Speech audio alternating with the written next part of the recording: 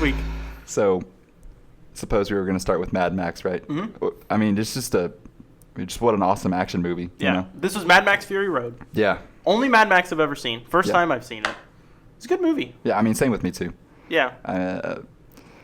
I watched it only like maybe 2 weeks ago for the first time, and then I watched it a second time because, we had kind of talked about that if we were going to do a podcast about this, we should have some more experience about the topic, I suppose. Oh, yeah.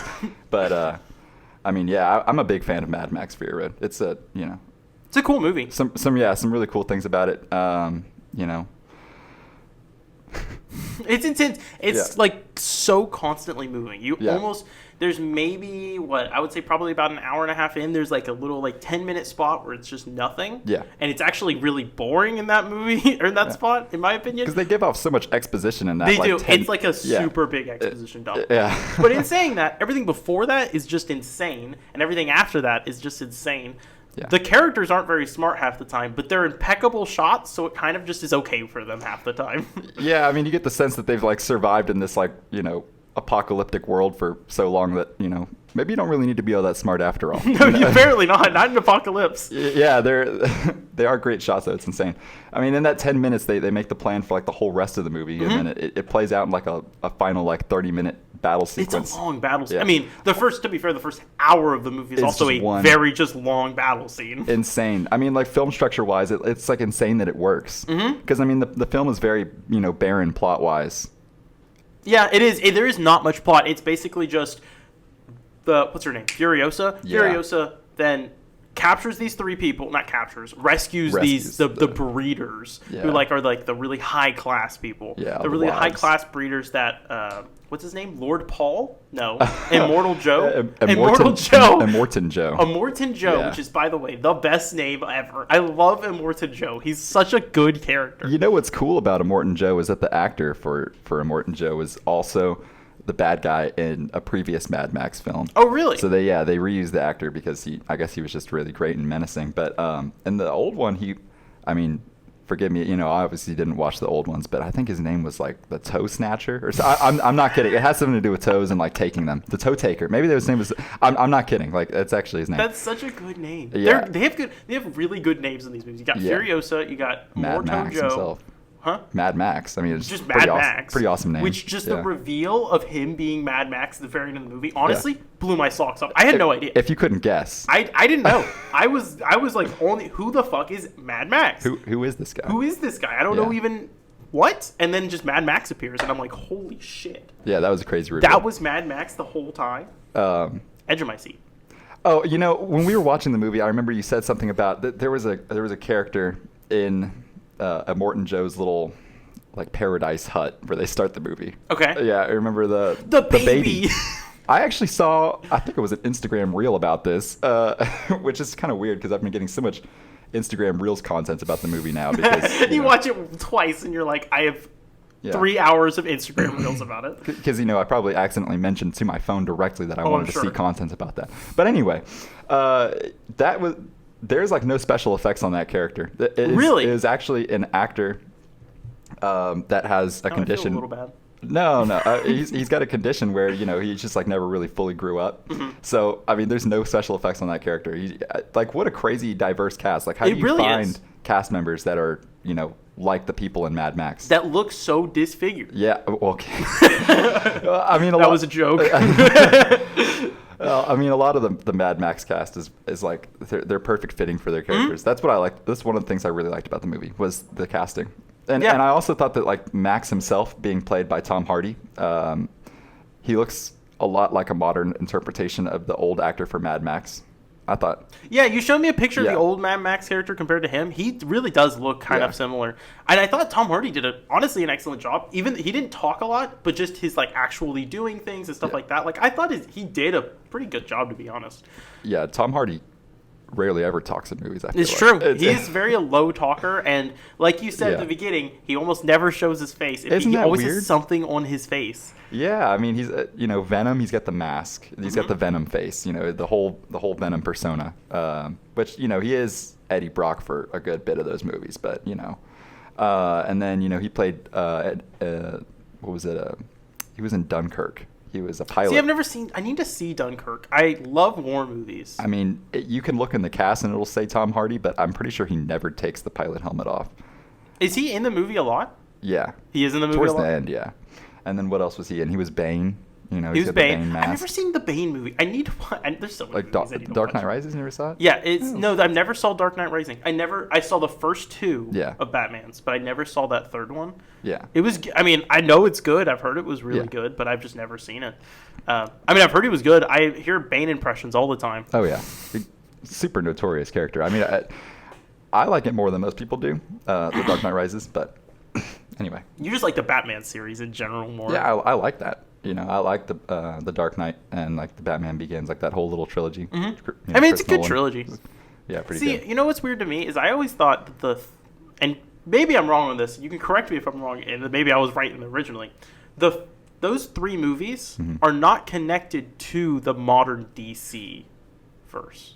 Is that like, correct? Like the Dark Knight movies? Yeah. No, not at all. They're completely different. Yeah. I always assumed that they were the same. No, they're totally Because different. isn't it Ben Affleck in those movies and in the new ones? Oh no, it's Or is it completely different actors? Christian Bale. Yeah, I'm a dumbass. I could have sworn they were the same people. Yeah, Christian Bale is great as Batman. I'm a big fan of Christian Bale too. But Christian Bale does a good job on Batman. Yeah, Yeah. 100%. well, how would you know? No, I'm just kidding. I've seen the first one. I just haven't seen the rest. But no, I mean, another really cool thing about Mad Max, in my opinion, obviously everybody talks about the editing. This is another Oh, yeah. crazy thing that I just found out via TikTok Reels or whatever it was, YouTube Reel, whatever. So take this with a grain of salt. We don't know if it's true. This is definitely true. Oh, it This is true. Okay, never this mind. This is a proven fact. It's proven. This is the crazy thing.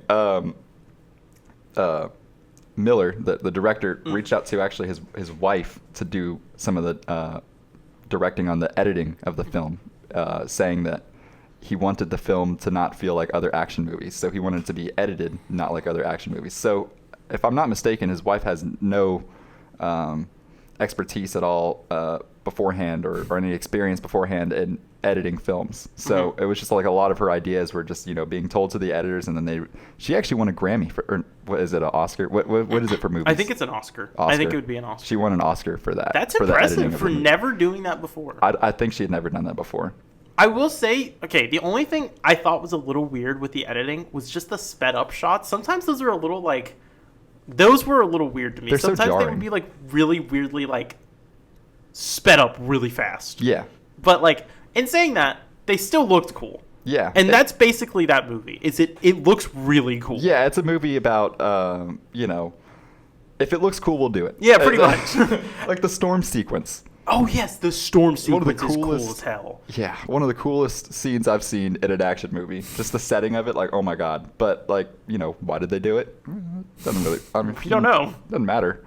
Yeah, and the color grading in the film being so intense. I think a lot of the things that they do in that movie that are kind of without explanation are just to make the movie more intense. Like the sped up shots definitely add to the intensity and just it's so eclectic and all over the place. You know what I mean? Yeah. So I mean, I enjoy that element of the film. I mean, like I said, it's not that it's a bad element, but I will say some of those scenes were a little almost like you could very easy. Some of the shots you could not tell that it was sped up. Well, I think you're supposed to be able to tell that it's sped up. Well, I don't know if you should be able to tell that it's sped up though. Why would you want to be able to tell? Because that kind of Yeah. takes you out of the movie, in my opinion. That's the effect of his wife doing the editing of the film. That's It's just that is true. making some really crazy zany decisions. Drastic decisions. Yeah, that made a lot of the people really gravitate towards the movie and find it so unique. That's true. It is a Yeah. unique movie. Yeah, for You an def- action movie that's plot wise pretty barren, like we Weak. said, but there's a lot of action movies out there that are just like that, but something about it is just way different, and I think it has to do with the editing and the clear care of the movie. Also, the movie was a project of the directors for a very long time because of I suppose the state of where they wanted to film the movie, just that desert area in the Middle East, and also there was apparently some pretty crazy stuff between the actors, like actor feuds. There was a lot of things that almost stopped that movie from coming out. Really? Yeah, which I don't really know anything about the actor feuds, but Oh, I was supposed to ask. but never I mind. know. I wish I read up on that a little bit more, but yeah. the villains in the movie are awesome too. Oh, 100%. Yeah. Like the one guy, he's the one big guy that I think he rules Gastown. He has no nose, but he has like a little gold thing on his nose. Mm-hmm. He's got a shirt that has no nipples, so the nipple holes. Yeah. And then he's got clamps on his nipples. Yeah. Insane character design. And in he's the whole movie. so big that he can't get into his car either. And Like, he's got that, it was the one with the really big foot, right? yeah, he had the really big foot, Yeah. and then he gets stabbed in the throat, I think, and then he dies. Or Yeah. no, he gets shot. And then Max like puts his big ass foot on the throttle Yeah, of the car and jumps and- out of the car. Yeah. I mean, yeah, the character designs were amazing. The character designs were very cool. Or the guy, the gun guy, the guy who leads Gun Town. Yeah, or the Bullet Town. Farm. Bullet Farm. Mm-hmm. And then he gets shot in the eyes, and he just decides, you know what? I'm just gonna keep shooting. Yeah, he just I'll hit shoots him everywhere. eventually. Yeah. Their whole like points of saving those wives, and he's like, well, you know, I'm just gonna I don't shoot give a shit. Yeah, he's just gonna shoot everything. Yeah, he had a pretty awesome character design.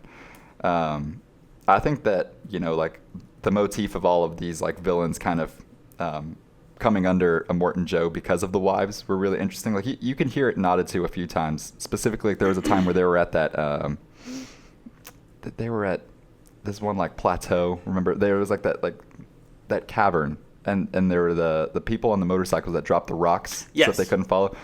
I think it was the Bullet Town person, or no, it was the other one with the big foot that you were talking about. Oh, yeah. He was like, one of them said like, all this for a family feud, and he was like, well, good babies. You know, it was like they're literally following him because he's kind of created like a monopoly on on the children. world by He's basically stolen all of the resources. Yeah. And that's why the motif of them basically saying he's destroyed the Yeah, world, because killed he's the world. basically monopolized all the resources and won't let anyone have it Yeah. unless you join his cult. yeah. Like, and the cult's pretty cool though. Everyone, I mean, let's be honest Cool here. guys. Cool guys. Yeah, I Like, mean, they look awesome.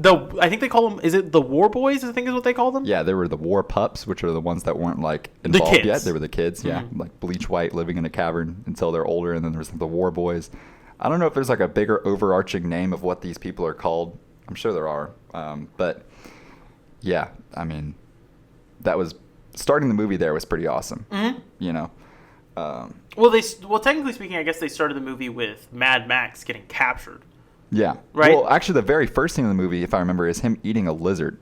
Yes, he Right. steps on it and eats it. Yeah, and then what I thought was really cool, I saw this in some video essay on YouTube, Of course. about the movie. It was probably like 5 hours long. You watched the whole thing. Yeah, you know I do that.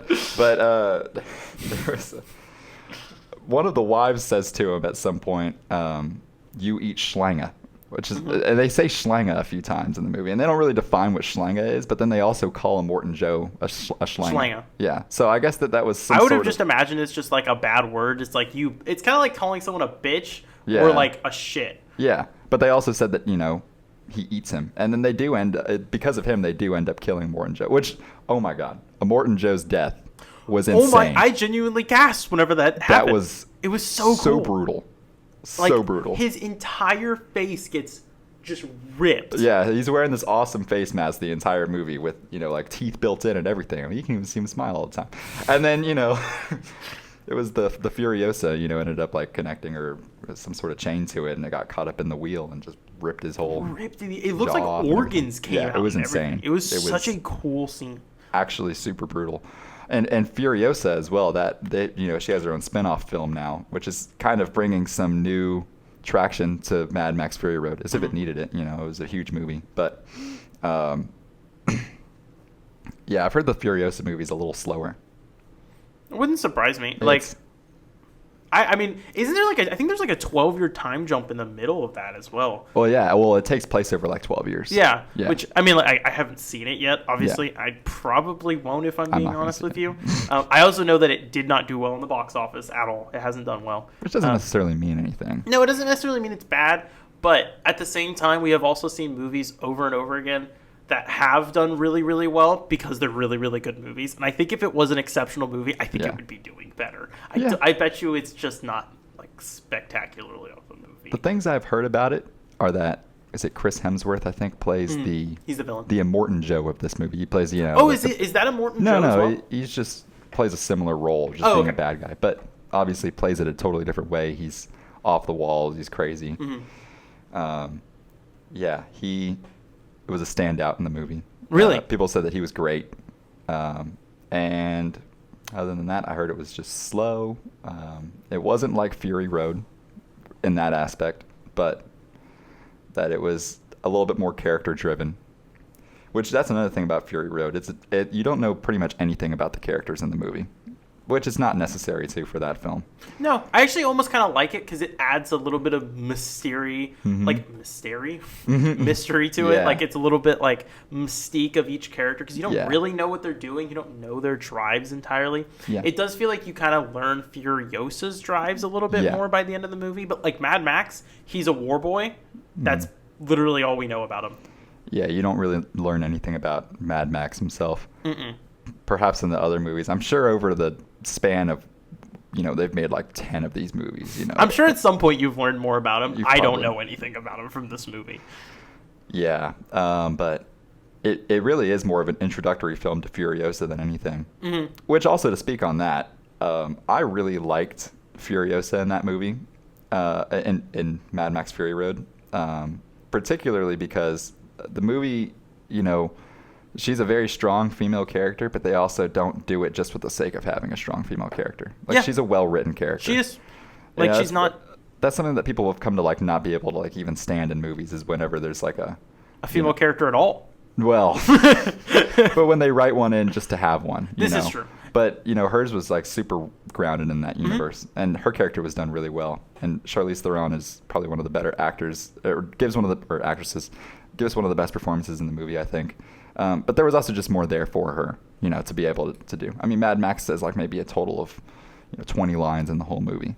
Yeah, probably. It's a very small amount. I mean, Furiosa really doesn't have that many lines either, I would say. She maybe has like 25. Yeah, I suppose that, but it is just maybe she really doesn't talk. She doesn't talk a lot, but it really is, and again, this is one of the reasons I do think this movie is pretty good. It's the way that they act. It's a lot of just like, they act through their, they show, not just tell. That's why I actually think that this movie did so well and it's such a good movie, is that they don't just exposition dump. You learn stuff about the world by just, the cars racing or them like doing different things and what's important to them, and like, the fact that they were going to drop 20,000 gallons of fuel. Like, clearly that's a very important resource right now. Or the fact that there's a bullet farm that's clearly an important, like bullets and gas are probably the most important resource right now. Like, there's a lot of showing without, necessarily doing an exposition dump. I say that as there is like a 10-minute exposition dump at the end.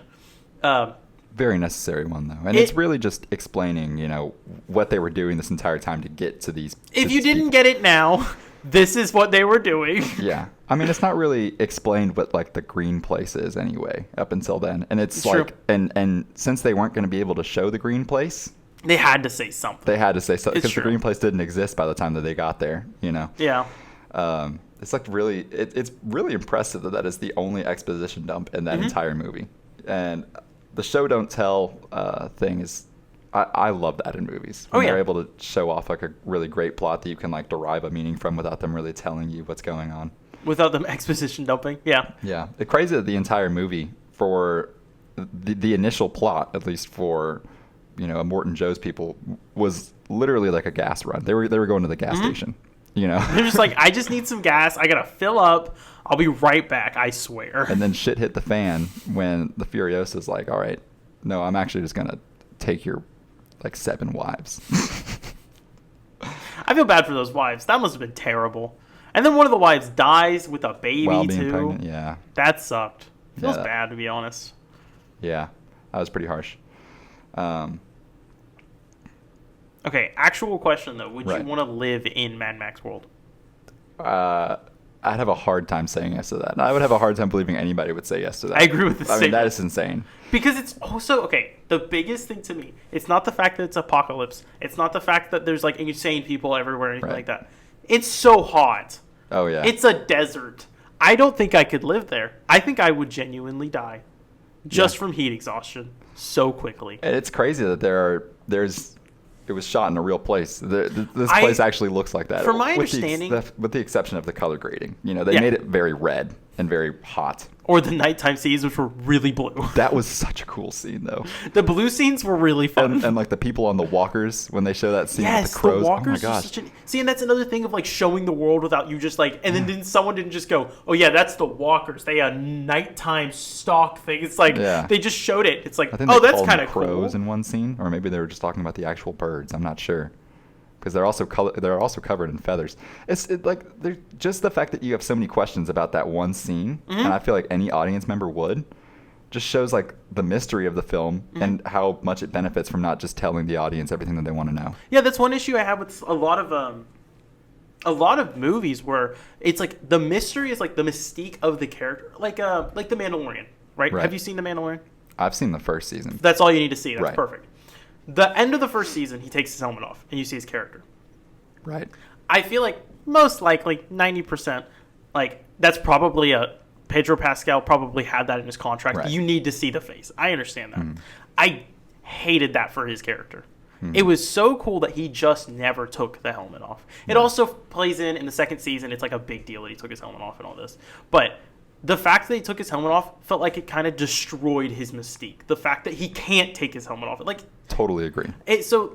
That's one thing that I love about this movie is there is a lot of mystique about the world. Like, we don't know what's going on in the world. We've never seen, if you've only watched this movie, which I've only ever seen this movie, you've never seen Bullet Farm, you've never seen Gastown, you don't know what those are, but you like see all these characters, you see all these cool cars. You got like the shrine of wheels that they take from, which is such a cool scene. Yeah. Like, and then they're fighting over it. It's like who's gonna be the driver and Yeah. who's gonna be the lancer and stuff like that. Like, and there's like this whole religion that you're kind of almost learning about secondhand from these people. You got the spray paint where they're chroming Oh their my gosh. face and stuff, Such and an that like awesome- gives yeah. them almost like a berserk power.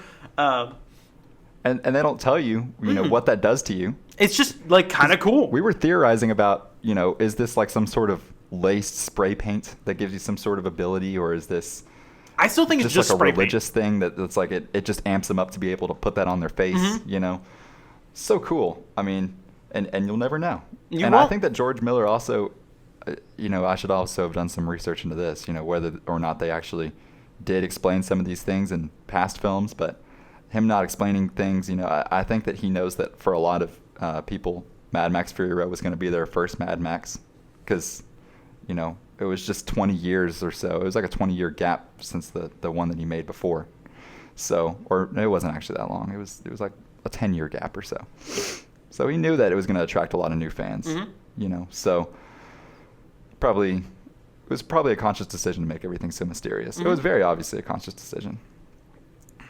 But yeah, the whole thing with the wheels, the steering wheels that they have on like a massive shrine and they fight over them. That was such an awesome They pull all the sequence. steering wheels off the thing so they can put it in the cars, because all the steering wheels just come off the cars. It's not like they're set, and it's such a cool thing. It almost makes you think that like in lore reason, I wonder if the reason would be not only is it like a shrine type of thing, but it's also so people can't steal it. Like, you can't steal a car if it doesn't have a steering wheel. So if, like, some raiders came in and tried to steal the car, the steering wheel's not there. You can't steal that. You just put like a little monkey wrench on. All right. They do that once in the film. That's true. But yeah. But be no, harder. You're right. It's like a drunk guy running for his keys, It's basically what that scene kind of gave off to me. But, But anyway. I'd actually be curious to see, Furiosa. Like, I want to see it, but I wish it would have come out to... it's not getting bad reviews.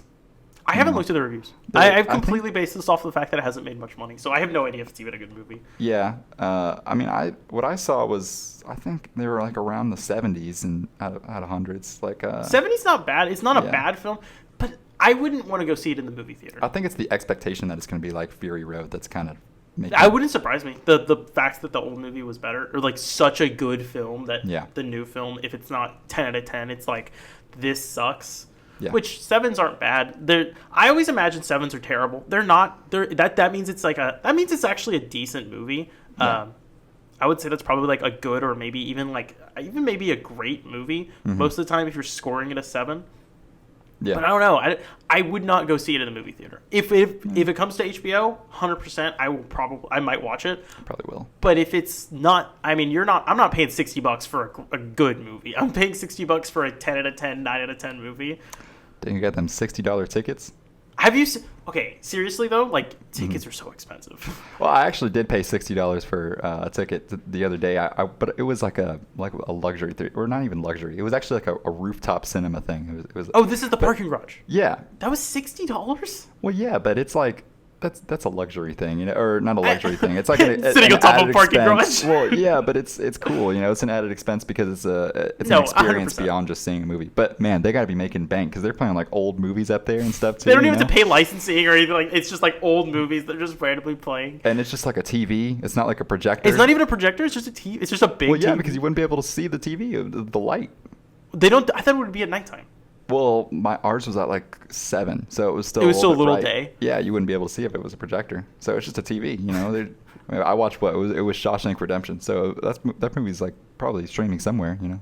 It's true. So They just stream pop movie. on Netflix. Yeah, Like I'm sure it's not like that, but yeah. imagine they did that in movie theaters. They just like popped on Netflix. They're like, sorry guys, I gotta log in. Yo, that's the future. And just Netflix streaming.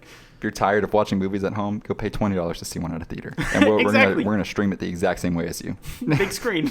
It's fine. Yeah, I'm overall, you know, we kind of lost theaters for a while due to COVID, and I'm so happy they're back because going to the theaters is one of my favorite things. Oh, 100%. You know, and the movie we're about to talk about, you know, next, we're also going to talk about, you know, Dune 2. You know, that was one of my favorite theater going experiences. you know? It's. I'm not going to talk about it too much, but it's Right. definitely a good movie to go see in the theaters. Like, Yeah. and I love going to theaters. They're just expensive. Yeah. Like, for 2 people to go, that's at least, I want to say, like, probably $15 per ticket. So you're paying at least $30. For 2 drinks, that's about $10 each. And then the popcorn's another, like, $10. So you're spending, like, almost, that's how you get to, like, $60 for just 2 people, which is so insane. And then you got to hit that like theater arcade that they got in the front, you know. I would love to, but I'm already spending $60. Well, but what's $20 more if you could win a What's Pikachu plushie from a That's claw true, game, and then you can know? sell it for 50 cents, and you just got 50 cents off. Yeah, So, of your $80 theater experience. so in reality, you really made 50 cents in that. Yeah, it's like how, you know, when I went to Vegas, you know, I lost everything I came in with, but I hit $20 at some point. So that means you made $20. But I re-gambled the $20. But I did make it at that time. you know? Exactly. So overall, it's a win. So yeah, I mean, it's all a gamble. I would have loved to see Fury Road in theaters, though. That was what I was going to get at, you know, before I sidetracked myself. I would have loved to see that movie in theaters. I think that would have been I think that movie really would have benefited from theaters, you know. I agree. It probably would be better to see it in theater, and like the moviegoer in me, and like the like cinematic person in me is like, I should go see this in theaters. It would probably be better. I think personally, I shouldn't say every movie because there are certain movies like Christopher Nolan movies I don't think you should see in the theater, but most movies are better in the theater. I think they clearly show that like it's better in the theater because there's better surround sound, there's bigger screen, all this stuff.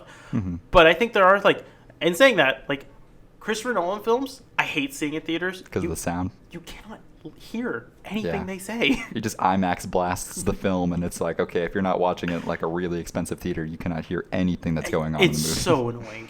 And I love Chris Nolan movies, but yeah, it's true. Like Interstellar, not. What is Tenet. the one time travel one? Tenet, yes. Tenet in particular was like really bad. I watched that one in the theater. It was terrible. Well, the movie, I thought the movie was good, but the Oh no, movie was amazing. I just couldn't hear anything. Yeah, I mean, there's some evident plot holes, but that's you know just how time travel movies. If go. you have a time travel movie, you can't have. You if can't you try to not. explain it too much, which he did. He tried to. Well, I really like Tenet. He tried to explain it, but I don't think he overly explained it in that movie. Yeah. Which I did like. I don't think he explained it too much, but he did explain it a little bit. The problem is that he's explained it enough that if you apply that logic to some of the scenes that happen, it's like, what is going on? But then here? that A little doesn't bit. make sense. Yeah, Hello? like at least a little bit. That's why I don't like time travel movies. Tenet is an exception. I remember you saying that after we watched it. Yeah, I don't like time travel movies. I think time travel movies are too paradoxical and too confusing for people, and it's just too much. Like, if you think about it for even more than 5 seconds, and this coming from someone that absolutely loves Doctor Who, which is a time travel show, but that movie, at least in my opinion, especially when some of them seasons, they don't explain the time travel, so it's fine. It's okay if you do time travel if you don't explain it. But if you try to explain it, it doesn't work ever. You cannot explain time travel. It just Because breaks. it's not real. It's It not can't- real. Yeah. could never be real because if you, I'm not going to try to explain this. This is too much. I'm not going to start a rant. Too much for one episode. Yeah. But just in general, sci-fi tropes, they can, sci-fi can be done best in an element of mystery. Mm-hmm. If they try to over-explain sci-fi, if it's not, grounded enough, if it's so out there that it, realistically can't be explained in the real world, in a sci-fi film, it just won't translate well. Mm-hmm. Even if they try their best to explain it, it's still not just going to come out right. So, I've seen a lot of really great sci-fi films recently. It's been like kind of my niche recently in movies. Like I've seen a lot of the movies that Denis Villeneuve have made, and a well done sci-fi movie is like probably my favorite type of movie. Yeah, sci-fi is, I think, could be the best movies, but I also think they can be the worst movies. Exactly. Yeah, for 100%. that reason. Yeah, it takes a really good director to direct a good sci-fi movie because the point of a sci-fi movie is not to be a sci-fi movie. Yeah, it will just be set in a science fictional scape. Like I would even say that Mad Max is in a sense a sci-fi movie because of the apocalyptic elements and all the mystique. Sci-fi, you have to be a little bit more technologically advanced. I would even argue that they're so untechnologically advanced, you could probably have this in its own film category of Stone Age movie. Like the Croods? The Croods. Ice Age? Yeah, exactly. These are our own typical, like you have sci-fi, which is far in the future, you got Stone Age, which is far in the past. But I don't think I would call this a sci-fi movie. So would you call 2001: A Space Odyssey a sci-fi movie? Yeah. But it's set in 2001. No, but the whole point is that it's technologically advanced. That's what I'm saying. I suppose. Like I think it has to be like but very. Now it's not technologically advanced. It's a little bit technologically advanced. 2001: A Space Odyssey? Yeah, but all the meat and potatoes of the movie is the AI element, right? I guess that's technically true. Yeah. But I would definitely say that it's advanced for its time. Yeah, it was. What I was think the you would movie have to made, take like in the from 70s? Yeah, or what like it's, early 70s. It's time, and then go like, is it But then it's saying that, then that would mean that if it's set in our time and like aliens come, then that means it's technically speaking not a sci-fi movie because it's set in our time. Exactly. But then so then that kind of doesn't work, does it? Unless you say, well, the aliens are. No, we're good because the aliens are technologically advanced, so it's fine. Yeah. Yeah, I still think Mad Max counts as a sci-fi movie. I would disagree, but that's okay. But because I've never heard of somebody say a Stone Age movie before. Well, no, okay, but it's like a dystopian movie. I just don't think it's a dystopian like. It is dystopian. I don't think it would be I wouldn't consider it a sci-fi. Like if it was a top 10 sci-fi, I wouldn't put that on that list. Not because it wouldn't be on there, but it would be on my top 10 dystopian list. Not because it's just not a sci-fi. Yeah, I suppose. But yeah, okay. Final thoughts, really quick. What is your rating on the movie? I'm gonna stick with either like an 8 or an 8.5. 8.5. Okay. I like the editing a lot, and I like the direction a lot, and it's just gorgeous, and the character designs stick out to me a lot. So I'd say 8 or 8.5. Maybe we'll just call it in the middle and go with an 8.25 out of 10. Okay, yeah. 8.25. Yeah, out of 10. And then I initially gave this a 7.5. Yeah. That was I was like, I think this is a good 7.5. I actually think I'm going to go up to an 8. I think thinking about the movie more, just how cool that movie was. Mm-hmm. I like the mystique and all that stuff. Like just talking about it, just like I think that really did bring it up. I think it's like probably a good 8. Because it makes you want to see it again. Mm-hmm. Because it just see like all the stuff you missed in the initial viewing. Yeah. Yeah. Even though it's like there's not all that much to the movie, there are like certain lines that if you kind of read a little bit more into them, they might display more meaning. But mm-hmm. that's also just another thing. It's like the movie is so mysterious about its motifs that pretty much any line could probably be overanalyzed and given another meaning. Because there's so few and far between. But yeah, really good movie. Really is. Really good. Action-wise, just a really good action movie. I mean, I'd see it again. A third time. I don't think I would see it again, but I hate watching movies a second time. So. Really? Yeah, I cannot stand it. I fall asleep. I love rewatching movies. I'll watch like one movie in a month, and I'll rewatch the movie like 2 or 3 times. I can't. I fall asleep. I like movies I love. Like Guardians of the Galaxy is a great example. Amazing film. I would rate that like Guardians of the Galaxy like a good 9 out of 10 in my opinion. Like the first one. I tried watching it a second time. I fell asleep within the first 30 minutes and woke up after the movie finished. Yeah. Wow. Just can't do it.